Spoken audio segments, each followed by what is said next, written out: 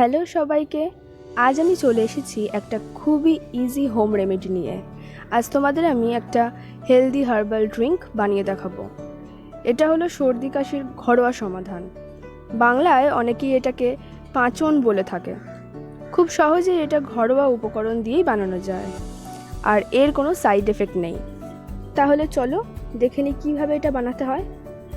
আমি এখানে 3 কাপ মতো জল নিলাম, 2টো তেজপাতা, 1 টুকরো আদা, 7টা মতো লবঙ্গ, 7টা মতো গোলমরিচ।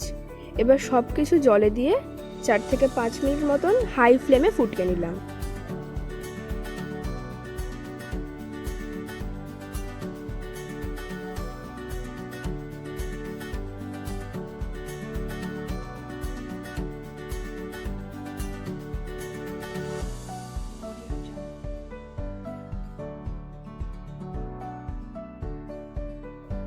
এরপর এটাকে নামিয়ে 1 টেবিল স্পুন মতন মধু অ্যাড করে দিলাম।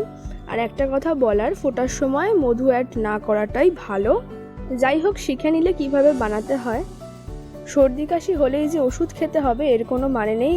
এই ঘরোয়া উপকরণগুলো দিয়ে বানানো এই জিনিসটাও ট্রাই করে দেখতেই পারেন, অনেক উপকারে লাগে এগুলো। আসলে আমার নিজেরও খুব ঠান্ডা লেগেছে, তো আমিও এটা বাড়িতে খাচ্ছি এখন প্রায়। তো ভাবলাম তোমাদের সাথেও শেয়ার করে দিই। দেখা হবে নতুন একটা ভিডিওতে। আজকের মতো বাই বাই।